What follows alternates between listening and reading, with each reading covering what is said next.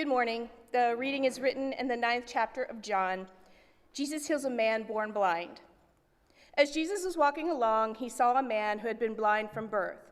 "Rabbi," his disciples asked him, "why was this man born blind? Was it because of his own sins or his parents' sins?" "It was not because of his sins or his parents' sins," Jesus answered. "This happened so the power of God could be seen in him. We must quickly carry out the task assigned to us by the one who sent us. The night is coming, and then no one can work. But while I am here in the world, I am the light of the world." Then he spit on the ground, made mud with the saliva, and spread the mud over the blind man's eyes. He told him, "Go wash yourself in the pool of Siloam." Siloam means sent. So the man went and washed and came back seeing. Word of God, word of life. Thanks be to God.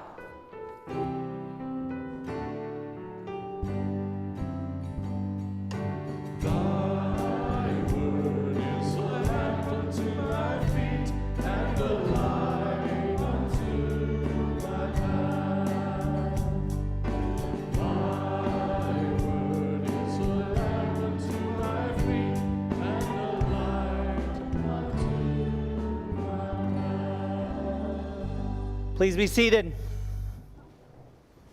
Should have been handed an outline for today's message on your way in for this morning. I don't think any of us would argue that there are certain things about God, there are certain things about Christianity in particular that sometimes we read them, and they're unsettling for us. I grew up in church, I've always been a Christian, but there are still things about the faith, there are still things about Christianity that sometimes is unsettling, and I have doubts about from time to time. On the other hand, there's something about a godless universe where everything is reduced to physics and chemistry and biology that for many of us is also unsettling as well, right? And then there are a lot of us, in fact, more and more people in this country right now would say, you know what? To be honest with you, I kind of feel like I'm stuck in the middle. Don't quite know which side I fall under, right? I kind of feel stuck. And that is a growing percentage of the population. And some of you are out there and you feel stuck. You feel stuck in the middle. You're wandering around aimlessly. You're not sure where to go. You're not sure what side of the fence you land upon. And I'm here to tell you, you're not alone in that. If you're losing faith in God, you're not alone, and you shouldn't be embarrassed by this. And by the way, this has been happening since the beginning of the history of the world. Okay? Humanity has been disbelieving in God since the very beginning. All right? Once upon a time, the most sophisticated civilization in the world worshipped the sun. Some centuries later, the most sophisticated civilization in the world at that time worshipped Zeus. And then in the Roman Empire, they worshipped Jupiter. Now, there aren't many people around who worship the sun. A lot of people gave up on that god. A lot of people gave up on the god of Mars and Jupiter. A lot of people gave up on the god of Zeus. There might be some that are out there yet, but a majority of them gave up on those gods. People quit believing in gods all the time. In fact, Richard Dawkins, who we heard about last week, in last week's message, he sums it up well. He says this when he writes, he says, "We are all atheists about most of the gods that humanity has ever believed in. Some of us just go one god further."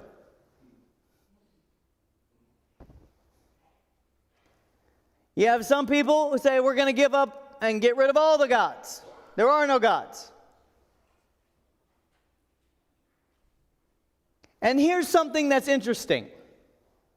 If you go back to the early first century, to the early Christians, they were considered atheists by their culture. Why? Because they didn't believe in the Roman gods. They didn't believe in the pantheon of Roman gods. They didn't believe in Jupiter. They didn't believe in Mars. And so the culture, even the pagans at the time, the barbarian cultures, they considered Christians atheists because they no longer worship the gods. They didn't embrace the deified Caesars. So they were considered atheists. But the message of the Christians is we're not atheists. We just believe in a different God, and we think that you have the wrong God and we have the right God. And I think that tension still persists today. And I think it's one of the reasons why a lot of people have stepped back from religion or stepped away from a religion. And the reason I say that, and the reason I believe that is, I said this last week, of all the stories that I have heard and all the stories that I've read about deconversion, when I hear people tell me stories of their deconversion from the faith, when I read it in books of people's deconversion from the faith, when I listen to podcasts of people who deconverted from the faith,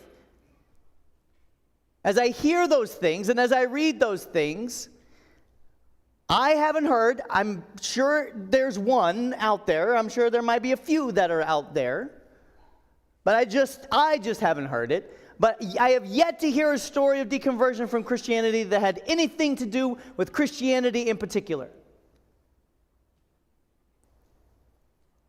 I mean, there are lots of reasons for walking away or stepping away from God. But when I hear these stories, I'm sitting there, I'm reading, I'm listening, I'm across the table, and I go, yeah, I don't believe in that God either. Who told you that? Who told you about that God? You know what? I don't believe God works that way either. Who told you that? This is going to come in just a minute. All right? And I'm like, I don't believe in that God either that you're talking about walking away from. I don't believe God works that way either. Belief is a strange thing. You either believe or you don't. Right? I actually read this week in my studies, you can go to church, but that doesn't mean you believe something. And it's true. But regardless of your story, here's something that I have discovered. The versions of Christianity that most people deconvert from share one particular characteristic. And here's what I mean first by version. Okay? If you grew up in a church, you grew up with a version. Right? All of you here who are members of Messiah Lutheran, you are a version. It's called Lutheran. Okay? We all grew up in a version. So it may have been called super fundamentalist. It may have been called super liberal. It might have been called super charismatic. It might have been called super Baptist, super Presbyterian, super Catholic, or super duper Lutheran. Okay? I had to make us a little different. Okay? But there are all these different versions. And here's the thing. When we don't like that version, we go and start another version. It's called denominationalism. And everybody who deconverts or who steps away from religion, who steps away from Christianity, let's face it, they step away from a version. They step away from a version. They step away from a version they either grew up in or the version that they were a part of when they deconverted, when they stepped away. And every single version of Christianity that I've ever heard people step away from share this one characteristic. There was a somebody told me so God that they stepped away from. Somebody told me so God. Again, let's go back. I'm sitting there, I'm listening to them, I'm reading it, and I'm going to go, who told you that? Where did you hear that? Somebody told me so. In other words, here's how God was presented, and here's what I was taught God was like. Here's what they said, the Bible said, about God in their interpretation of what the Bible said. You get me? Yeah, And so that was my picture of God when I stepped away. There's another step back there. When I stepped away from God and when I stepped away from. So I had a hard time writing the sermon this week. It's one thing to try to write a sermon when you don't have something to write about, but it's even harder when you have a lot to write about, right? And I'm like, okay, well, we have more time in between services and we have no time after service. So, I could keep them here for a long time, but that wouldn't work to my favor. So I had to narrow it down a little bit, okay? And this is, by the way, I want you to talk about this in your life groups this week, all right? If there's not a version of God, of the God that I talk about, that you grew up with, talk about that. All right? You don't have to just limit yourself to these three that we're going to talk about this morning.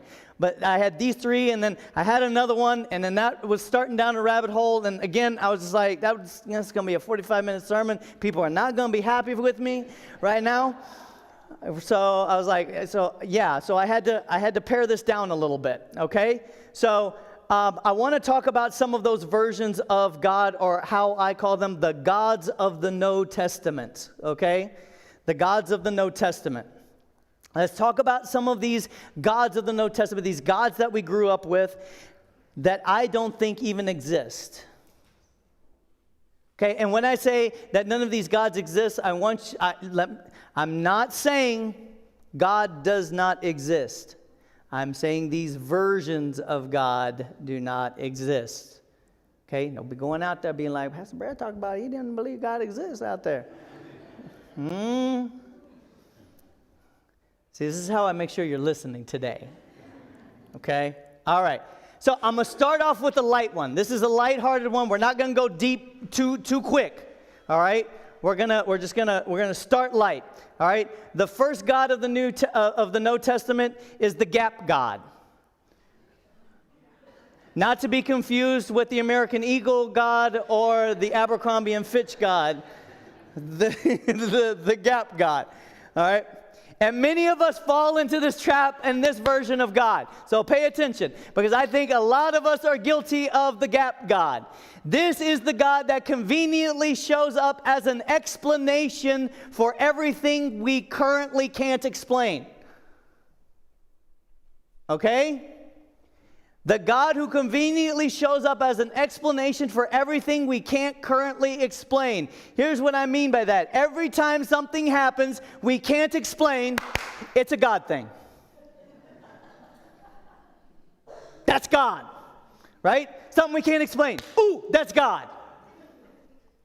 Right? Show up to a mall, parking lot is packed, you're going to have to park all the way down at the bottom. God, I need a parking spot. Somebody pulls out. God thing. You laugh because you all know this. Right? Thanks, God. It's a God thing. That's what I'm talking about. God you can't explain it because nobody was walking to their car, but it miraculously backed out, and now you have third row from the front. It's a God thing. Not only that, we do this with bad things as well. Oh, God must have just needed another angel.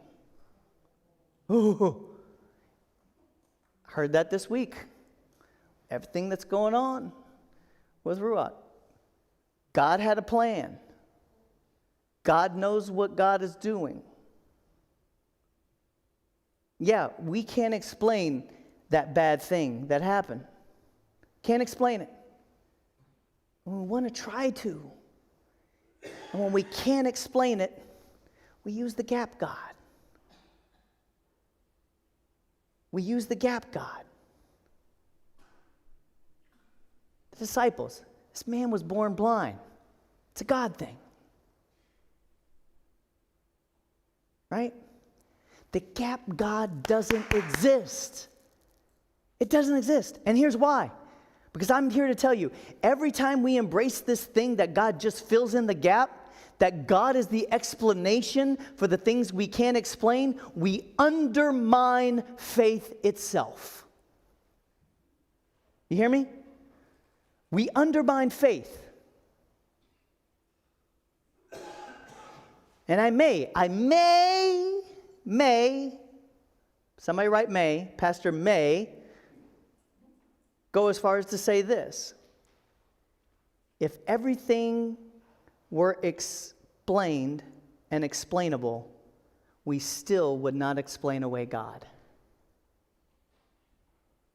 If everything were explained and explainable, we still would not explain away God.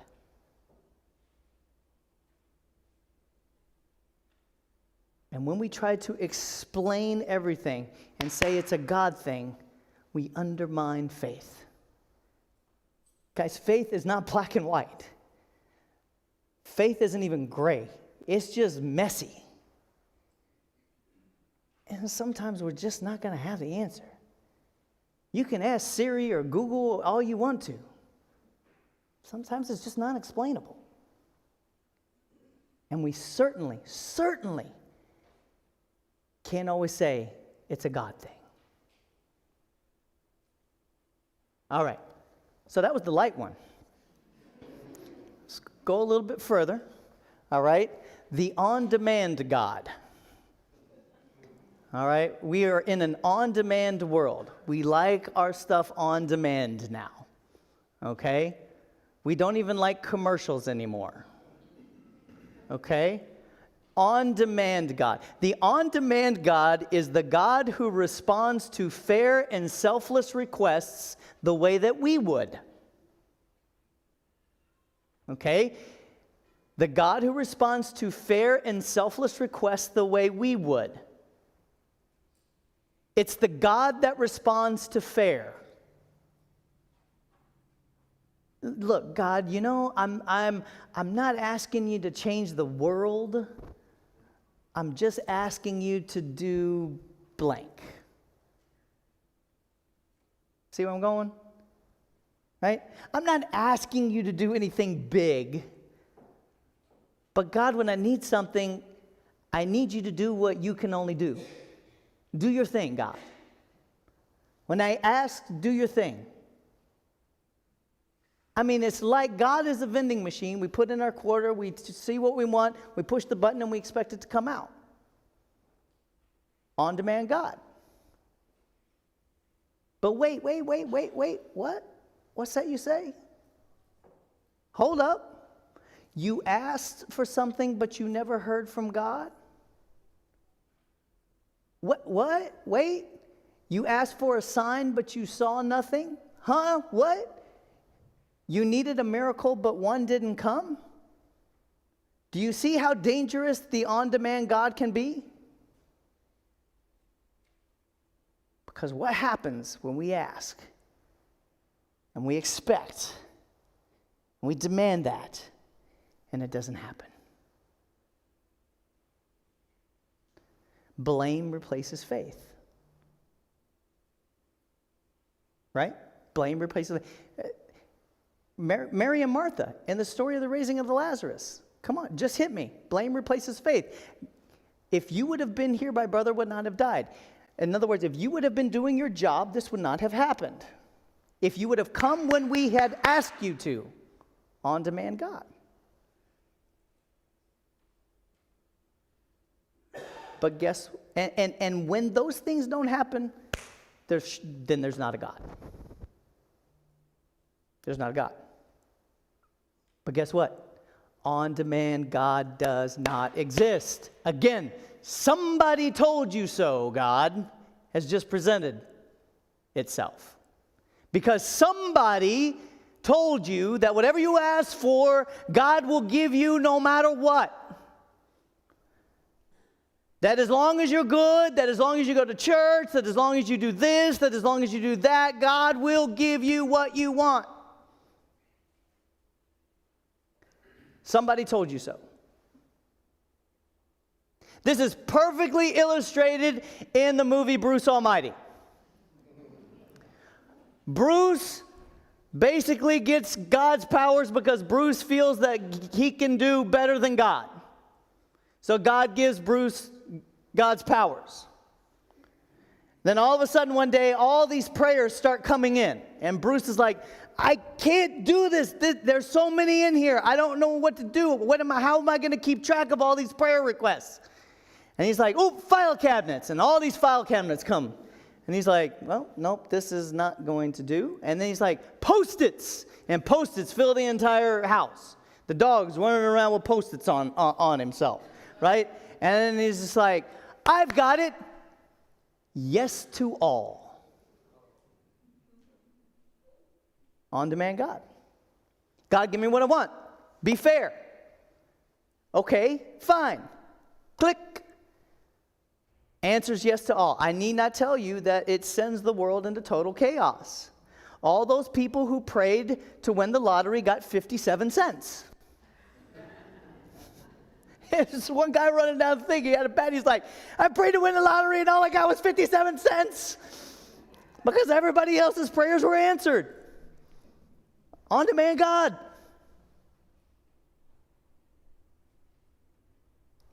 And finally, number 3. And this is the big one. This is the one that has the most people, I feel, running away from faith and running away from church in particular. The condemning God. The God who allows bad things to happen to good people. It's still one of the most asked questions in all the faith. Why do bad things happen to good people? Right? Why does God allow bad things to happen to good people?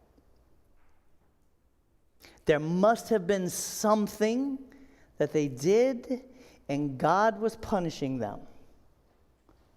That tornado hit that town because that town was full of sinful people. That hurricane wiped out New Orleans because of all those sinful people. It's still alive and well today. And that is the exact thing that the disciples were asking about. That is where they were in the text for today. This man is born blind, so either he did something or his parents did something, and this was God's punishment for that sin. And as I picture this in my mind, I see them. They're walking by this blind man, and the disciples are like, Jesus, hey, what sin caused this man to be born blind? What did he do or what did his parents do? And I see Jesus just stopping in his tracks and doing the whole parent pivot. And he's like, God doesn't work that way. God doesn't work that way. He's like, there is no sin that caused this man to be born blind. Right? According to biblical scholar Gerard Sloyan, the disciples debate the question of whose sin produced this man's suffering. You know what they don't debate? They don't debate whether the presupposition behind that seeing suffering we conclude sin is valid or not. They don't debate whether it's valid. They're just like, this is what it's got to be. Right? And they don't even question that suffering just may be anything more than a terminal diagnosis. It's straight to, he did something wrong, God is punishing him. And it's not unusual for us to fall into the trap of reductive explanations for suffering. We fall into the same trap. For example, we often hear the debate about whether personal troubles are attributable to nature or nurture, don't we? It's a pretty well-established battle line.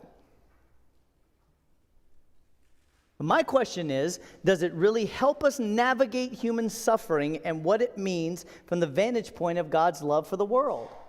Is that helpful? Remember last week I told you about the importance of context? You just can't take a verse.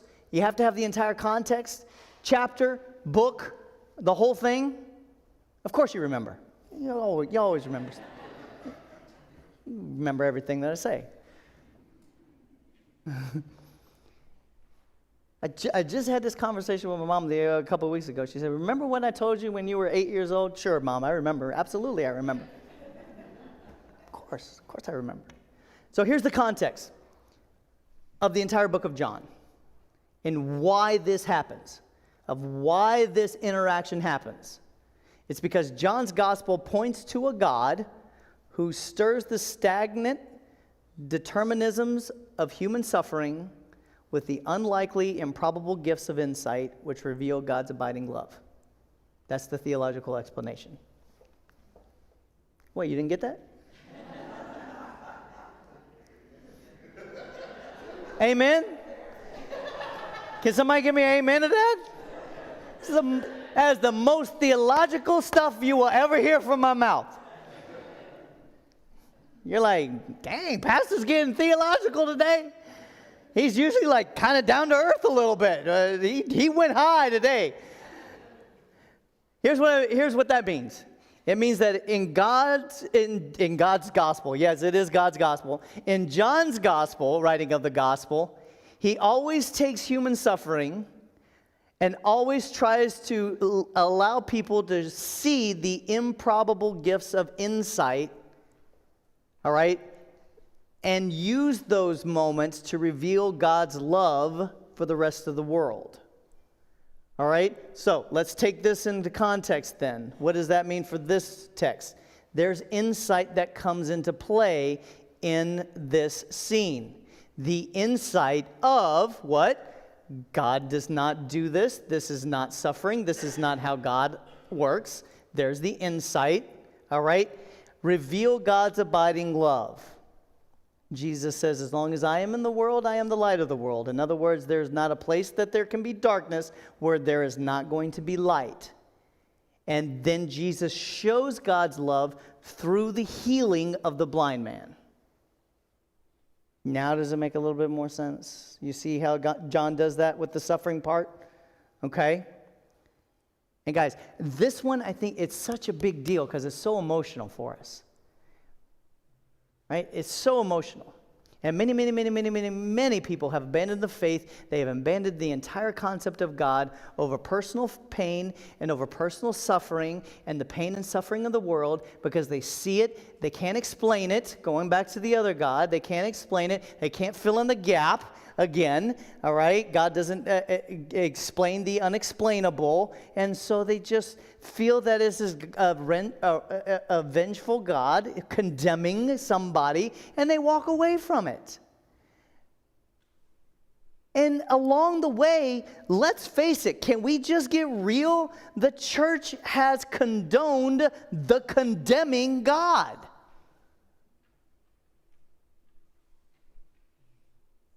And so consequently, they hold when those bad things happen to good people up against God, and they say there must not be a God because why would bad things happen to good people? And somewhere, somebody told you that. That was a version that was taught to you. So today, I'm not here arguing that God doesn't exist. I'm here to tell you that some versions of the God we were told about simply do not exist. Okay? And yes, this is. I was talking to Pastor Susan before, and I told her, I was like, man, this is difficult, and the sermon and the gods of the New Testament. She said, well, will people hear about the love of Jesus in your sermon? And I went, maybe not. And I said, but here's why. Here's why. You know why? Because this is a to be continued message.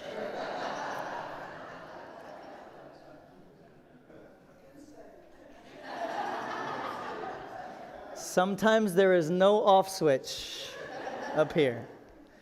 And why is that? Because next week, Jesus is going to show us who God really is. And it is a version of God that the world had never saw or thought of before. Next week, we discuss the God of Jesus. And next week, it'll be in your face. All right? Everybody said, amen. Let's stand and sing our next song.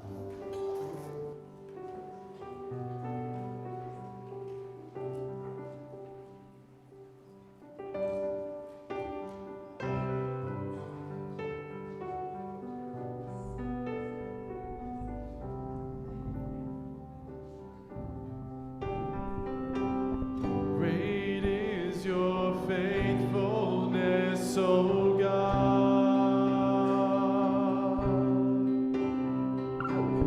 You wrestle with the sinner's restless heart. You lead us by still waters into mercy. And nothing can keep us apart.